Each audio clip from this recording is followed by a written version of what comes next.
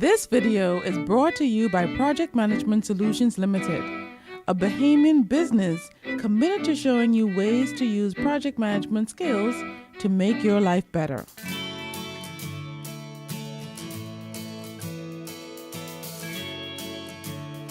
Monitoring and controlling your project plan involves taking measurements to determine if there are variances to the project plan.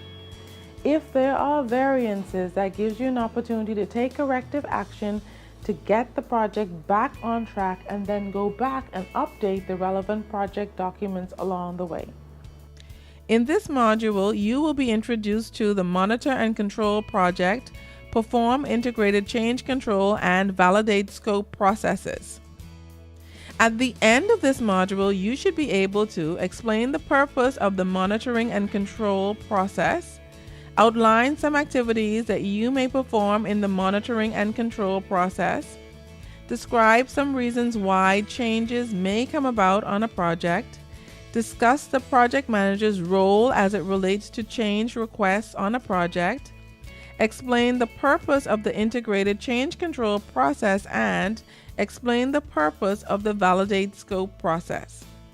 The Monitor and Control Project is concerned with monitoring all of the processes in the initiating, planning, executing, and closing process groups. Some of the activities that you may perform in this process include collecting data, measuring results, comparing results to what was planned, and reporting on performance information. It is not uncommon for changes to come about on a project. As the project progresses, your customers or stakeholders may request a change. Team members may also recommend changes as the project progresses. For example, once the project is underway, team members may discover more efficient ways of performing tasks or producing the product of the project and may recommend changes to accommodate the new additions.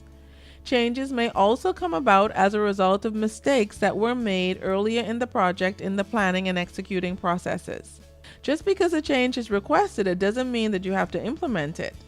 As project manager, you will always want to discover the reasons for changes to determine whether they're justifiable.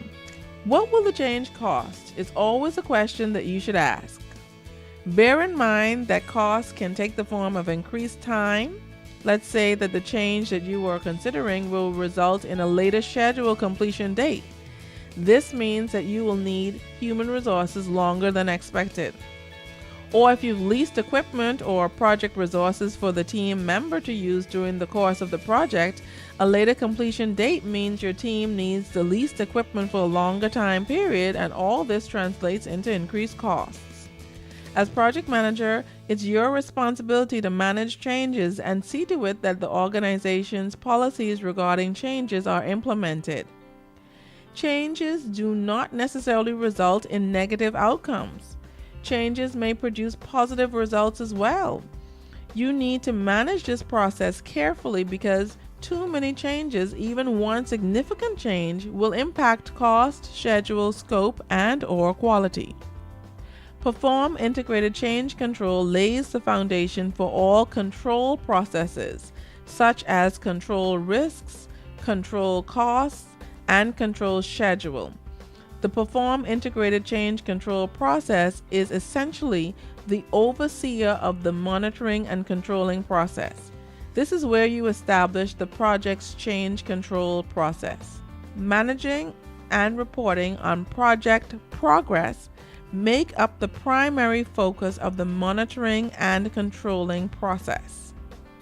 Validate scope is one of the monitoring and controlling processes and focuses on formally accepting completed deliverables and obtaining sign-off that the deliverables are satisfactory and meet stakeholders' expectations. Verifying scope involves reviewing the deliverables with the customer, making sure that they have met the customer's expectation and can be signed off as complete. Discussion questions. What is the purpose of the monitoring and control process? What are some activities that you may perform in the monitoring and control process? Why do changes come about on a project? How should a project manager respond to change requests on a project? What is the purpose of the integrated change control process, and what is the purpose of the validate scope process?